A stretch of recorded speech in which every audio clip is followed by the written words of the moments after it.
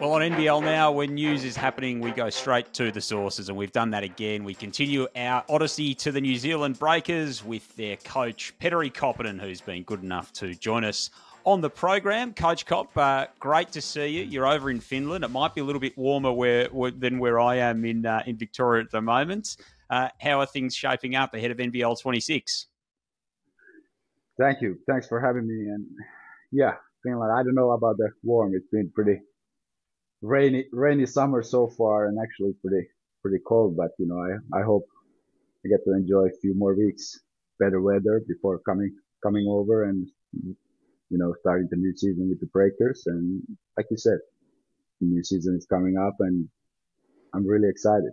Been following all the moves around the league, and also of course around our team, and still some pieces to fill, but I'm really excited so far. So when we talk about weather in Finland at this time of year, what are you dealing with at the moment, sort of degrees wise? I think at the moment it's around 15 degrees Celsius, so it's not that warm. Usually during the summer, at least, it's much warmer, but now it's been raining. Actually, last weekend we had this big party in Finland, what we call Midsummer's Eve. It's basically 4 days. The sun doesn't go down. So we go to our cottages next to the lakes or somewhere, and people get drunk and stay up all night. But the weather was pretty bad this year, so that was kind of not the same experience. But at least opportunity to spend time with their families and relatives. So it was kind of nice. Sounds like a good time. Hey, it's been a pretty good time in Breakerland this week with some really big news. PJC's back on a 2-year deal. In terms of guys that move the needle in the NBL, he is absolutely right up there. An MVP contender when he's at his best. He was probably leading that award halfway through last year. What does that mean for your squad and for your plans for NBL26 to have that major piece all but locked away? No, it's huge for us. And when we talk with the new management, Park was the number one option for us. It would give us continuity. He loves the city. The fans love him.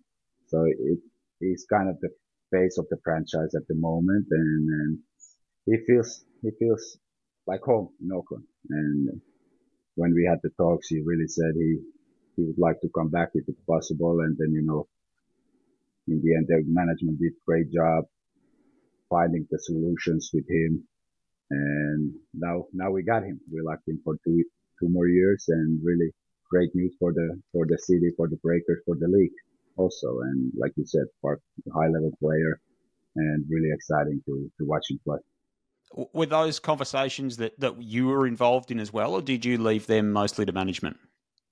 Well, in the beginning, of course, we kind of talk who we want to go after, what is the plan, and like I said, the Parker was the number one option, and the management in the end did all the conversations with him and with his agent, and like I said, they did a great job to close the deal, and he was having great also, run in Lithuania. I was following the games. They unfortunately they lost in the fifth final against Zagiris, great European team, but they came up close to win the title, but it was funny and exciting to watch Parker play there, and he did well, and now a few months rest and then ready to go again.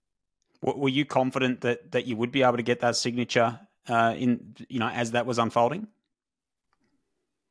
You never know. You are always waiting and to get it official and to get that signature. But how I got the feeling, like I said, he really liked the city. He liked the team. He appreciated the Breakers, and there was kind of the mutual, feeling to continue together. And like I said, in the end, everything worked out, and really excited to have Park with us, and it gave us the great, let's say building block for everything. And he's one of the best players in the league, and he's gonna be our leader. And now we need to find the right pieces next year. So in terms of I guess you mentioned building block there and needing to find the right pieces. Does having him locked away and the level that he plays at and his ability to get his teammates involved, does that then help you and the Breakers to go and find those other peaches and say, hey, we've got this guy who can get you the ball and really open things up? Of course. And then, Parker is a special kind of player with his speed, with his, ability to attack that free space, get to the paint, find his teammates, and many guys enjoy to play with him, and they're gonna get more open looks, and then it's just up to the other guys to take those opportunities and be ready to make those shots and be ready to play with the same pace. And that's something now, like I said, we still need to find two imports, and that's the next step, and try to, find the last pieces in the puzzle. But otherwise, not only Parker, but I think the other like other guys also who we were able to sign during the off season. They are great pieces to the puzzle, and I think, like I said, really excited for the next season. Are you clear in your mind of what those other two import pieces look like? Do you know sort of the archetype of player that you're chasing with those two available spots? Yeah. We got one big guy, and then one combo guard kind of who's able to play next to Parker. Let's see if we can find some size, and you never know. There are many factors who you can get. Maybe you have to give something up, but we go to summer league and we're gonna meet some people, watch some players there, and then I've been watching many players also during the summer, and then during the these last few months, but the work is still in process, and we try to find the right pieces. So Summer League comes up July 10. Do you expect that you would know where you end up before Summer League, after Summer League, during Summer League? Like, do you have a sense of the timing of when those two pieces might land within your ecosystem? No, not yet. I mean, every day we are in talks, we are watching, and we are searching if there is some right opportunity. But might be that we go to the Summer League and then we make the decisions who we're gonna go after, and but let's see. You never know. Anytime we talk about the New Zealand Breakers, especially in the last year, the conversation invariably comes around to Taco Fall because of what he could do on the court, and then the off court situation around that was interesting. He remains a contracted player, but I guess there's been reporting out there that would indicate that it sounds as though he won't be coming back to New Zealand. Have you got an update on exactly where that situation is at, given that you're looking for a big man at that import spot? Oh, well, yeah. How I understood right now, Dylan, our president, is talking with Taco's agent, and they're trying to find a solution with his contract. And like I said, we are trying to find let's say, power forward kind of big man who can play some maybe minutes at the five, and then that's the import for the big guy what we're looking for. And then, but first, like I said, we need to find the solutions with Taco, and how I understood Dylan is working with his agent. No doubt those conversations will continue in the next little while. A big part of your team this year is going to be Karim Lopez. He was so exciting in his first season as a next star, still a teenager, so much upside. What can we expect in year two from this young star? Yeah, it's been also very interesting. Like this format in Europe, the season is much longer. You can follow the guys all year round. Now in NBL, we finished our games in February, and now there's a long break. And I remember I told Karim, use this time wisely and get better every day. Don't relax. Use this time. And how I know him, I think he exactly did that. And it's going to be exciting to see how much better he got even over the summer, and when the season starts, what he can do next year. Because like you said, last year, I think what he did already being 17 years old was amazing. and just exciting to to get him back and work with him. And he's one of those young guys who got exciting future ahead of him. And but yeah, big important piece for our team next year again, and definitely gonna take those steps forward even more. He's obviously going to get better with time. He'll get better with more experience. He'll get better as his body starts to fill out and that type of thing. But are there technical things that you wanted to see from him in the off season? He's spoken about maybe tightening up his handle and that kind of thing. Were there kind of elements that you spoke to him about? Hey, when you come back next season, this is what we might be looking for. Well, he's still so young, like you said. He many things to improve, but the handle, his shooting, being able to stay in the stands, guarding people, and because he wants to be in the NBA and he just don't want to be there to participate. He want to be, one of the best players, and you need to work every day hard to get better and be able to guard people. But yeah, the shooting got better already last year. That's one of those things always for the young guys, but you need to improve, and especially in modern basketball, you have to be able to make open shots and then, being able to guard people and handle. But Karim is very versatile. His feel for the game is just amazing for his age and what he can do. And but yeah, I mean, there are many things, and like I said, but that's one of Karim's best, you know, how I can say let's say best talent.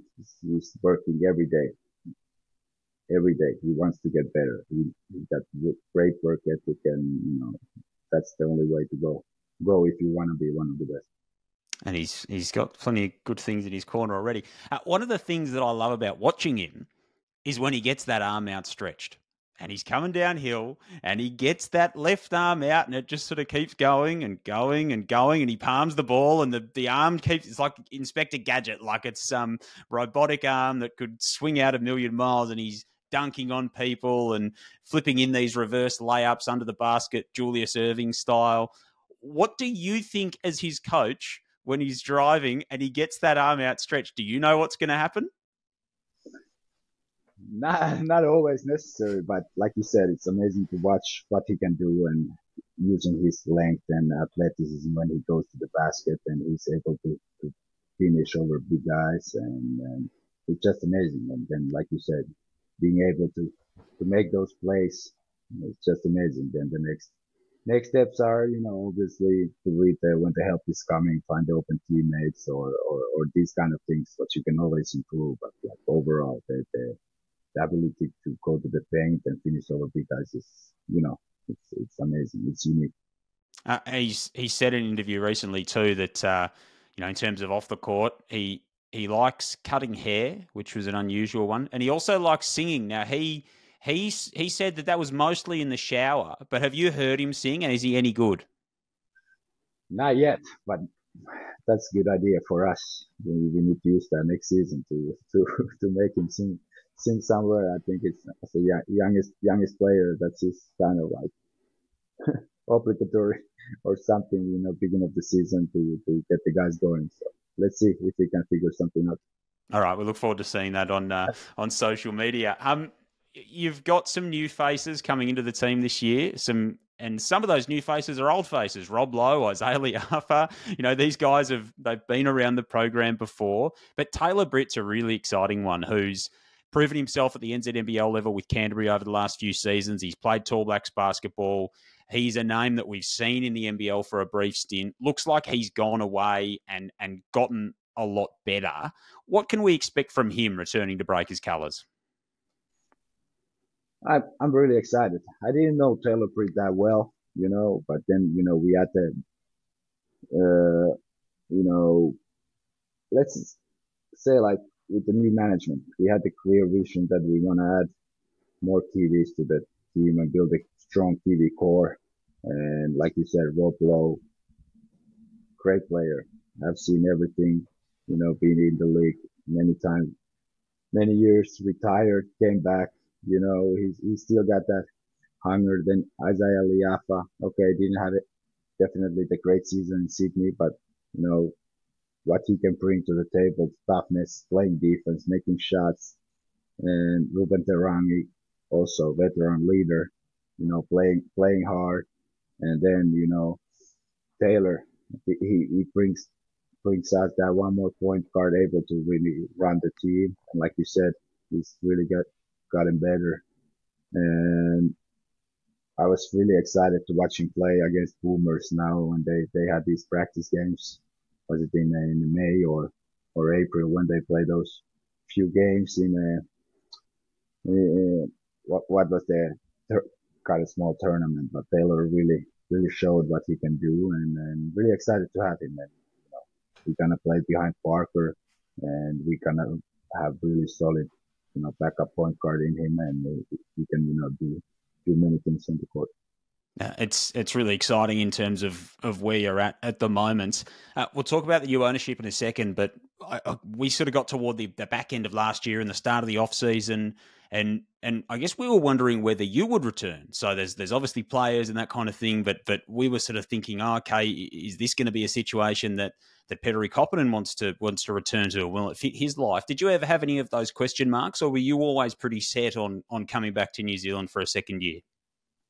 No, definitely. I had those questions, and is it something I want to be part of, and what is the call for the club moving forward, and then having talks with the new management, we kind of found the let's say the same vision for the Breakers, and one thing what I told them is, I'm coming from Finland, 5 million people, similar to New Zealand, so for me it's really kind of like interesting that I see all these New Zealand players around the league in Australia or abroad. But for me, the vision for the club should be that every New Zealander who's growing up, they want to be the break. Wear the Breakers jersey. They want to be in the club, and I think that's the vision for the club for the future coming up. The academy is coming back. They want to show that to for the younger generation that next day maybe I can be there. And I think that's really important for the New Zealand basketball moving forward. And I think they are in the kind of same space. Also, Australia, I have heard something in Finland like let's say 15 years ago, the basketball wasn't that big, but now with our national team, with Lauri Markkanen in NBA, more and more kids are playing, and we don't have the gyms anymore for the kids. Not enough, gyms or coaches, and so many kids want to start to play basketball. So it's kind of huge kind of problem to have. But in New Zealand, they are experiencing something similar. They need to, the sport is growing. More kids are starting to play, but the next step is to try to find the facilities where the kids can play and get better. But overall, it's we had the same kind of vision for the club, and in the end, it was kind of easy decision to come back and go for the year two. Did you find that alignment pretty quickly? Like was that pretty clear to you early in your conversations that this was going to work for you? Let's say after the first conversation, yeah, pretty quickly we found our common ground, and we said, okay, let's keep working together and move forward, and let's take this franchise, this club, and to the next phase, and try to bring back the Breakers glory days, and get better. It's not gonna happen overnight. It's of course it's a project, but I like the vision of the new management where they wanna go and what they want to do with the club. In terms of your coaching, you come down here for your first season, and then it's all kinds of challenges, and you'd make the turn at the halfway point of the season. You're right at the top of the thing, and then you've got to battle with injuries and all kinds of things. How did you reflect on your first season with New Zealand? What kind of lessons did you take away from that you think, this is where I do that differently? This is what I thought I did pretty well. How did you reflect from a coaching perspective on that season? Well, yeah, definitely, like you said, definitely interesting first year as a head coach. There's turns during the year, but I think overall there were a few things. Before the season, everybody ranked us last, so it was kind of when we started the season pretty well. It took everybody maybe a little bit by surprise, and we were leading the league at one point. The group was,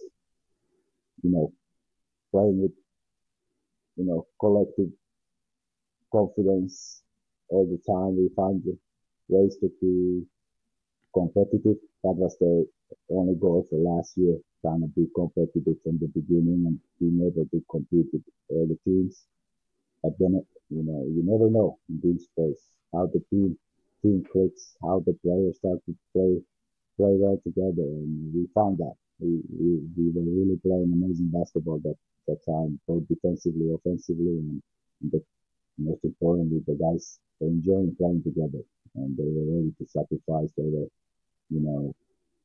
doing the little things what we needed to be done if you want to win. And but then obviously there were some injuries, some changes in the roster, and we kind of had to change many things during the year, and at the same time when we don't have time to practice because of the crazy schedule that we had with the traveling and maybe we were able to practice once a week most of the week. So it was kind of tough try to implement some new things, and then obviously some players can adjust quickly, some players not, and it was kind of, for me as a coach, that's kind of messy situation. Also, the game plan, the scouting, kind of trying to play two different systems. It was kind of very difficult, but at the same time, I learned a lot. What can work, what not, maybe what to do less, what to do more, and But yeah, definitely learning experience and many purpose during the year. But as a coaching staff, we really try to think every day how we can help the team, make them able to compete. And in the end, I think we found it. We were competing at the end of the season against everybody, but it was too late. But at the same time, many great learning points, and but now it's past us, and we move forward. Couple of quick ones before we let you go, and we really appreciate being so generous with your time on NBL now. Finnish basketball is having a bit of a moment. You spoke about Larry Markkinen, participation's through the roof. You've now got a coach of the Memphis Grizzlies in Tuomas Asalo, who's heading up that program. As for you, as someone who's very proud of your heritage and represented the national team, and you're doing your bit on the world stage for Finnish basketball, when you see someone like Asalo is coaching the Memphis Grizzlies, what does that mean to you? Well, first of all, I'm really happy for him, and it's a great thing. But it's a fun story. We played together few years back home in Finland, and he's a great friend of mine. He's one of those guys I talk a lot about basketball also, and he's been also a great help for me in the beginning of my journey as a coach, and gonna be really excited to maybe see him now in Vegas. I know he's coaching the summer league this year, with the Grizzlies. So let's see if he has time. But really happy for him, and he's a great. First NBL head coach from Finland in the history, and he's a great coach, great person, great coach, and I think next season he's gonna do a great job. But overall, like you said, we got a lot of coaches from Finland around Europe. And then it's also one more step what it shows the basketball is growing in Finland, and more players are playing abroad, but also the coaches. We have two coaches, Gordon Herbert. Okay, you can say he's half Canadian, half Finnish, but he lives in Finland, and he won the World Cup with Germany and now he's coaching Bayern Munich. And but at the same time, you know, everybody have to feel their own journey, own steps. That all those great coaches, they especially kind of coach like for me, for the young coach coming up, those are great help and great mentors. And but yeah, I forgot the question. What was the other part? That's all right. That's all right. Last one. You're back in New Zealand in a few weeks. What's the first thing you do? What's the thing about New Zealand that you've missed the most since you've been back home? Maybe it just that our practice facility, the feeling there, the sweat, the excitement to see the guys first time again out of new season, and the first. Then I have to find apartment, find a flat, and all these kind of things. But maybe the first thing is just the excitement to be back in the gym and get ready to work with the guys. Yeah, it's very exciting. There's lots of good things happening. We look forward to seeing how you continue to build that roster ahead of your second season in charge of the New Zealand Breakers. Petteri, really appreciate your time here on NBL Now. Thanks for joining us. Well, thank you. Thanks for having me, and see you soon. Not too many months left before the new season, and just gonna wish everybody enjoy the few more months and see you soon.